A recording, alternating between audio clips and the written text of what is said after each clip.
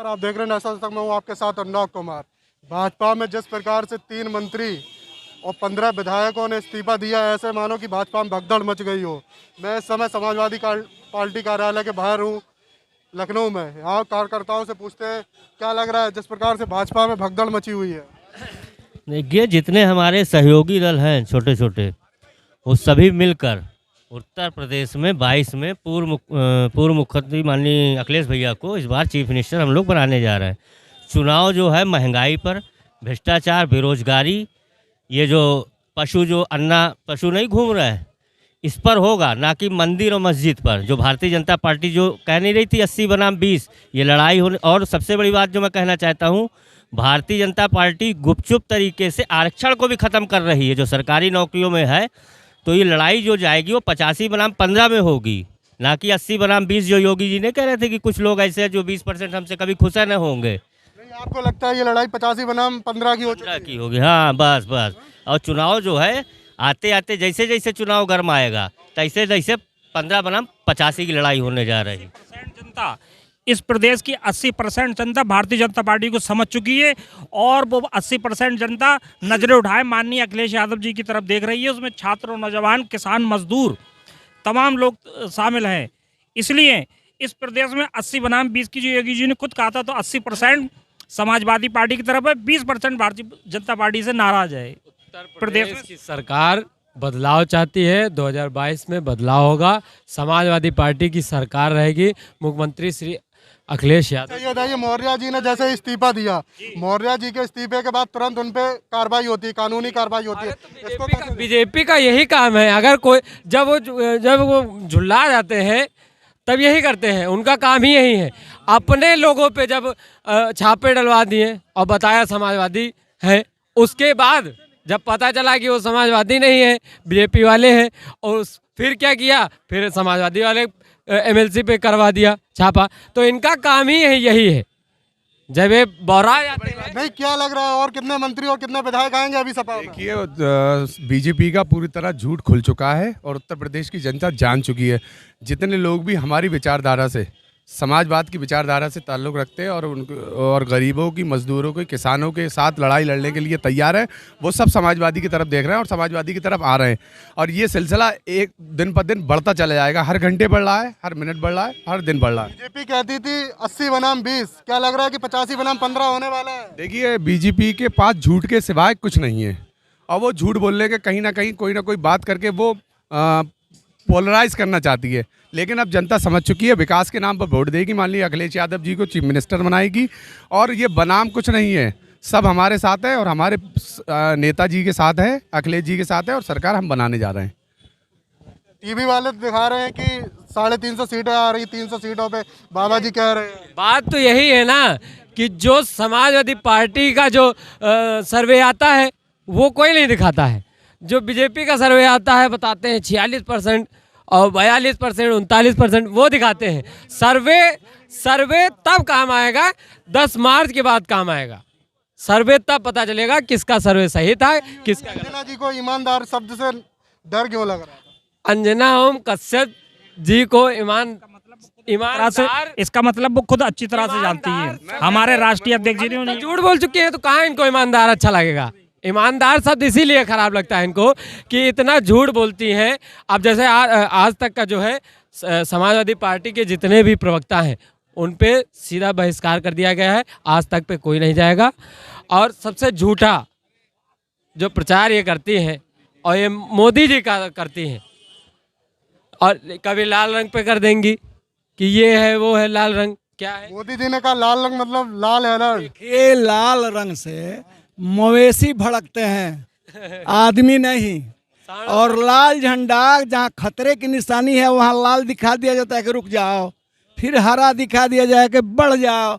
और जो साइकिल है तो ये ना मांगे पेट्रोल डीजल और चलती जाती है। और समाजवादी कार्यकर्ता जो है स्वास्थ्य लाभ करते हैं, समाजवाद का गीत गाते हैं। और केवल 2 चीज़ इस चुनाव में समझिए कि जब जोश और होश एक साथ हो गया, चाचा भतीजे एक साथ हो गया, तो बहुत दूध था और चाचा का जोरन पड़ गया। बहुत मीठी दही जमने जा रही है और संक्रांति के दिन समाजवादी खूब जनता को दही खिलाएंगे। राजभर जी तो कह रहे हैं कि डबल, मतलब 24 मंत्री और बाकी के 100 विधायक आ रहे हैं। ये देखिए, जनता मन बना चुकी है, जनता आगे हो गई है, नेता पीछे हो गए हैं। अखिलेश जी पर, शिवपाल जी पर विश्वास हो चुका है। अब जो आएगा उसका आदर है, सम्मान है, क्योंकि हम लोग संस्कारित हैं, समाजवादी। तो किसी को कहा नहीं न जाएगा कि दरवाजा बंद हम मत आओ, तो सभी लोग आ रहे हैं। समझ गए ना? वो संख्या अभी बढ़ती जाएगी। तो कुछ मौसम वैज्ञानिक जो है मौसम पहचानते हैं ना, तो ये मौसम जो है खुशनुमा हो गया है अखिलेश जी का, तो लोग आएंगे, उनका आदर सम्मान है और हमारी ताकत बढ़ेगी। तो इसमें कोई बात नहीं है। लेकिन सरकार 10 तारीख को शपथ लेने जा रहे हैं अखिलेश जी। ये जनता की भावना हो गई है ऐसी, जनता आगे हो गई है, नेता पीछे हो गए हैं। हाँ, इसमें कोई अब दो राय नहीं है, बहुत लोग आएंगे। क्या कह रहे हैं? रीता बहुगुणा जोशी, ब्रजेश पाठक भी तैयारी में लगे हुए हैं। बहुत सारे ऐसे मंत्री हैं जो आप कह रहे थे कि वो कह रहे हैं 80-20 का, आपके सामने और जनता के सामने है। भारतीय जनता पार्टी 20 पे रुकी है और निश्चित तौर पे एक जात का जो इन्होंने काम किया है, ठगने का काम किया है, राम नाम पे ठगने का काम किया है, मंदिर मस्जिद पे लड़ाने का काम किया है, अब बेरोजगारी लाए हैं, महंगाई लाए हैं। निश्चित तौर से ये 22 का चुनाव जो जनता जान गई है, ये भारतीय जनता पार्टी संविधान बदलने जा रही है।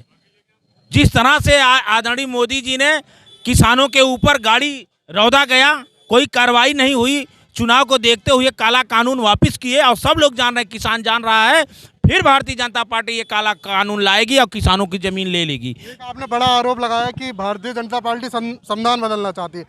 आरोप नहीं है, आपके सामने है। आप चौथे स्तंभ हैं। सत्य बोलना दुर्लभ हुआ कि नहीं? जो आंदोलन अपनी मांग कर रहा है, आंदोलन करने वाला देश है। हमारी महंगाई नहीं मिलेगी, हमारी बात नहीं सुनी जाएगी, तो हम आंदोलन करेंगे। हम आंदोलन नहीं कर पा रहे हैं, हम बात नहीं बोल पा रहे हैं। आप जो कहो वो सही हो। आप एक राम को ला रहे हो, आप मथुरा ला रहे हो, आप काशी ला रहे हो, आप जो बोलो वही सही है। आप सर्टिफिकेट बांट रहे हो, आप संविधान बदल रहे हो, आप बुलडोजर चला रहे हो, मुख्तार अंसारी के नाम पे खूब भुना रहे हो, माफिया क्रिकेट खेल रहा है, उस पर नहीं कर रहे हो। इस देश में कौन सा कानून होगा? टैनी के लड़के के ऊपर 302 का मुकदमा दर्ज हुआ, एक आम जनता के ऊपर दर्ज हो जाए, उसके घर का थपुआ तोड़ डालेंगे। सुप्रीम कोर्ट के दबाव से उनकी गिरफ्तारी हुई, उनको बर्खास्त नहीं किया गया। आज फिर नौटंकी शुरू हो गई। पुलवामा में किसान का लड़का, वो तो कहते हैं मोदी जी की जान को अब खतरा है।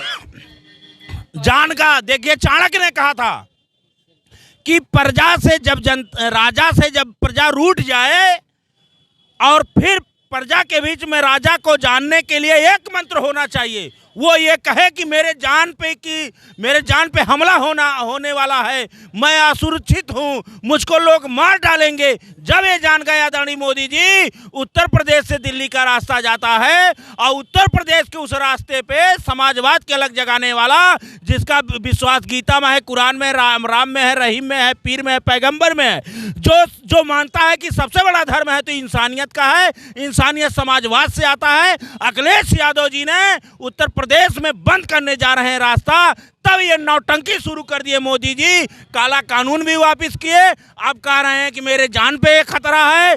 अभी कल कह देंगे कि पाकिस्तान का मामला है, चीन का मामला है। मामला ये है, सरसों का तेल का कीमत क्या है? मामला ये है, पेट्रोल कहाँ गया, डीजल कहाँ गया, गैस सिलेंडर की कीमत क्या है, ऑक्सीजन बिना तड़प तड़प लोग मर गए, अंतिम संस्कार नहीं हो पाया। निश्चित तौर से ये हिटलर शाही सरकार मोदी महल बना रहे हैं मोदी महल बना रहे हैं। ये संविधान बचाने का चुनाव है, लोकतंत्र बचाने का चुनाव है और देश की आज़ादी का चुनाव है, उत्तर प्रदेश का चुनाव। निश्चित तौर पे उत्तर प्रदेश की जनता एक एक वोट साइकिल पे बटन दबाएगी और ये पाखंडियों, जुमलेवादियों, झूठों को इस बार समाजवादी पार्टी की सरकार आएगी। और जैसा आपने कहा है संविधान, ये लोग संविधान माने ही कब थे? ये संविधान कब माने थे? ये नागपुर वाला संविधान मानते हैं, ये भारत ये देखिए संविधान थोड़ी मुलायम ना- सिंह यादव जी पार्टी कार्यालय से बाहर निकल रहे हैं, आप देख सकते हैं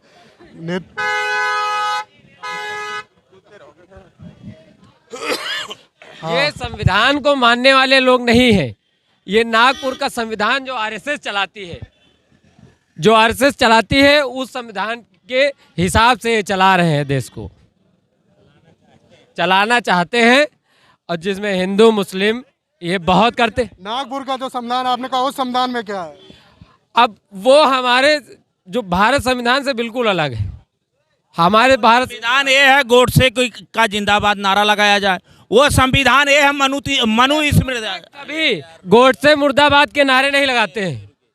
एक उनका संविधान ये है मनु स्मृति लागू किया जाए, ये अनुसूचित का लड़का शिक्षित ना हो, पिछड़े का लड़का पढ़ के जाए ना, जो हम कहें जैसे वो कह रहे हैं राम नाम, अरे मंदिर में जा रहे हैं, अरे इससे पहले मंदिर नहीं था, राम नहीं था, राम नहीं थे, राम कौन है? ये नहीं थे। अरे राम नाम पे ठगोगे आप। ये देखो संविधान नहीं बदल रहे हैं। ये देश संविधान से चलेगा कि मंदिर से चलेगा? ये देश संविधान से चलेगा। बाबा भीमराव अंबेडकर के संविधान जो बनाया हुआ है, और ये संविधान बदलना चाहते हैं, ये केवल अपना पाखंडवाद पैदा करना चाहते हैं, ये हिंदू मुसलमान को लड़ाना चाहते हैं। अभी एक मुसलमान का खून किसी हॉस्पिटल में हो और जो भारतीय जनता पार्टी का बड़ा नेता है, उनको खून की जरूरत पड़ जाए, कौन सा वैज्ञानिक उसको बता देगा कि मुसलमान का खून है? रेलवा लेंगे और मुसलमान डॉक्टर हो नहीं चढ़वाएंगे। नहीं, भाजपा कहती है सबका साथ सबका विकास, तो विकास नहीं हुआ ना सबका। वो सबका साथ सबका विकास किसका है? सबका साथ सबका विनाश। ये पिछड़ों को लुभाए मौर्य जी क्यों चले आए? ये बड़े बड़े क्यों छोड़ के चले? ओम प्रकाश राजभर क्यों आए? ये सबको लुभाए कि हम ये देंगे, होने के बाद एक जात का हो गया। एक जात के लोग ऊपर से नीचे बैठ गए, मार रहे हैं, जमीन कब्जा हो रहा है, महिलाएं पे तेल छिड़क करके उसको जलाया जा रहा है, किसानों पे गाड़ी चलाया जा रहा है, जेल में हत्या हो रही है। और कोरोना काल में जब आ गया, ये लोग पश्चिम बंगाल के चुनाव में मस्त रहे। आप बाबा हैं, आप बाबा भी हैं, आपको निस्वार्थ काम करना चाहिए था कि मेरा प्रदेश चल रहा है। आप लालच में, मोह में चले गए।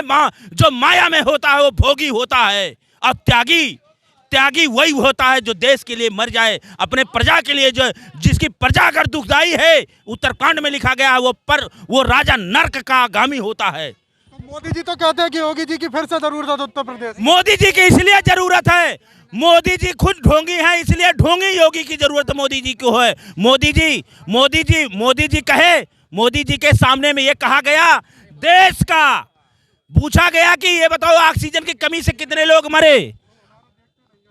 ऑक्सीजन की कमी से कितने लोग मरे? तो उन्होंने कहा एक भी व्यक्ति की मौत ऑक्सीजन की कमी से नहीं हुई।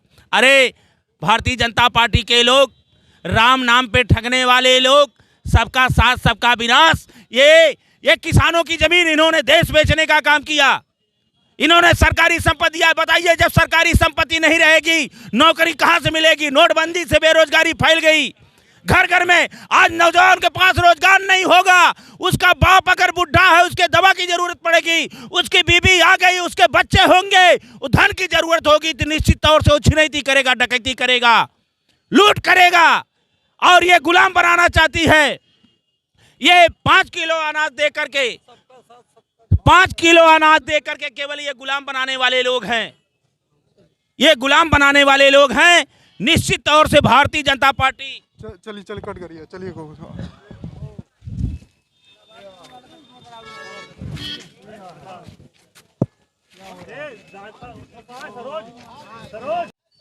जहां 3 मंत्री भाजपा सरकार के इस्तीफा दे चुके हैं, वही 15 विधायक इस्तीफा दे चुके हैं।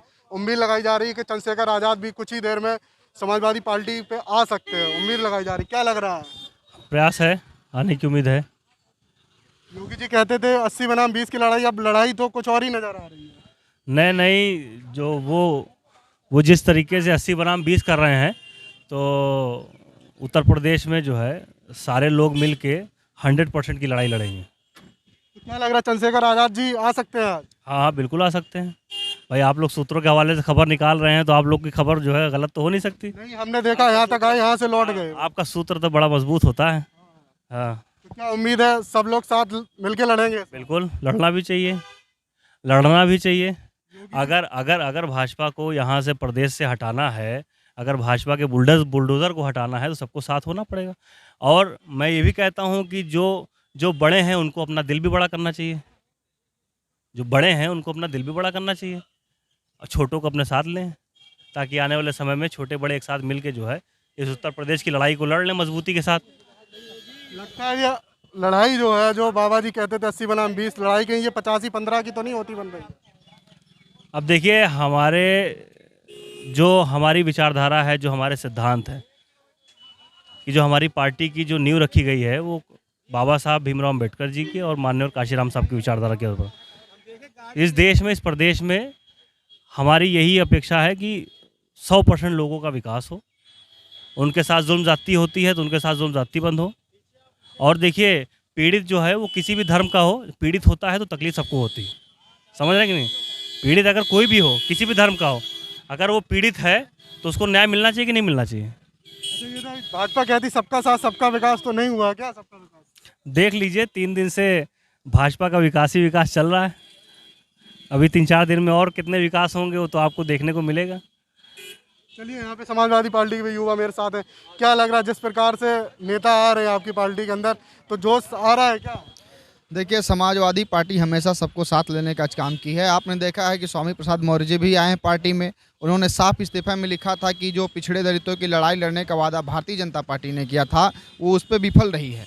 लेकिन समाजवादी पार्टी हमेशा समाज के हर वर्ग को साथ लेकर चलने का काम की है और जो भी विकास की गंगा माननीय अखिलेश यादव जी या नेताजी अपने शासनकाल में बनाए थे और विकास की गंगा को उन्होंने समाज के अंतिम व्यक्ति तक पहुंचाने का काम किया था। जो भी योजनाएं आई थी समाज के अंतिम व्यक्ति तक, गांव के हर झोपड़ी में भी पहुंचने का काम की थी। लगातार अटकलें लगाई जा रही हैं कि चंद्रशेखर रावण जी भी आ सकते भीम आर्मी से, तो अच्छा होगा क्या समाज पार्टी में? देखिए, राष्ट्रीय अध्यक्ष जी ने कहा है कि जो भी आना चाहे समाजवादी पार्टी में सबका स्वागत है और सबके लिए दरवाज़ा खुला है। अब कौन आएगा कौन नहीं आएगा ये माननीय राष्ट्रीय अध्यक्ष जी का फैसला है। राष्ट्रीय अध्यक्ष जी जिसको लाएंगे सबका स्वागत करेंगे। समाजवादी पार्टी के बाद लगातार चर्चाओं का दौर गर्म है कि भीम आर्मी के लीडर चंद्रशेखर आज़ाद आ सकते हैं कुछ ही देर में। क्या लग रहा है ये जो आ रहे हैं अच्छा हो रहा है ना, पार्टी में सब लोग आ रहे हैं? आप समझिए कि क्यों अखिलेश यादव की तरफ लोग उम्मीद की निगाह से देख रहे हैं। आज जिस तरीके से भारतीय जनता पार्टी की सरकार में एक जाति विशेष की सरकार चल रही है और जिस तरीके से पिछड़ों की और दलितों की जो उपेक्षा हुई है, ओम प्रकाश राजभर के रूप में, स्वामी प्रसाद मौर्य के रूप में, चाहे रामचल राजभर के रूप में, आप देख रहे हैं जिस तरीके से बसपा जो कि भारतीय जनता पार्टी की बी टीम के रूप में काम कर रही है। आप को लगता नहीं कि जिस तरीके से शोषण हुआ है, गरीबों का मजाक उड़ाया जाता है, पकौड़े छानने की बात नौजवानों से कही जाती है और तेल का दाम 200 रुपये पार हो जाता है, पेट्रोल डीजल का दाम यही आते थे इंडिया टीवी पे रामदेव और मोदी आगे कहते थे कि कौन सी सरकार चाहिए, 35 रुपये वाली सरकार चाहिए जो पेट्रोल दे कि 100 रुपये वाली चाहिए। और आज इनके नेता जो है चूड़ी और वो पहन के, क्या कहते हैं, प्याज वोज पहन के ये लोग आते थे। स्मृति ईरानी जो है आज मीडिया में कहीं दिखती नहीं है। ये महंगाई इनको नहीं दिख रही है। जनता इनको क्षेत्रों में मारेगी, इसलिए इन लोगों ने टीवी पे के माध्यम से चुनाव कराने का फैसला किया है। ये कोरोना ओमिक्रॉन जो ये नाटक कर रहे हैं। और एक बात मैं आपको बताना चाहूँगा, इस उत्तर प्रदेश जनता मारेगी, इनको मारेगी जनता, बिल्कुल क्षेत्र में मारेगी। पिछले समय आपने उदाहरण देखा होगा कि इनके जनप्रतिनिधियों को क्षेत्रों में मारा जा रहा है, इसीलिए ये नहीं जाते हैं। कुटाई हो रही है। बांस गांव के सांसद को मारा गया था क्षेत्र में जाने पर। ये सब काम नहीं किए, केवल जनता का उपहास किया इन्होंने। और मैं बताऊं, इस विधानसभा चुनाव में जिस तरीके से अखिलेश यादव जी की तरफ जिस तरीके से उम्मीद की किरण के रूप में लोग देख रहे हैं, इस चुनाव में अखिलेश यादव जी पूर्ण बहुमत से आएंगे। और इस चुनाव के बाद 2024 वाले चुनाव में हिंदुस्तान के लोकतंत्र के क्षितिज पे अखिलेश यादव का चेहरा इतना चमकेगा कि हिंदुस्तान के एक बड़े नेता के रूप में अखिलेश यादव जी स्थापित होंगे। ऐसी हम लोगों को उम्मीद और भरोसा है।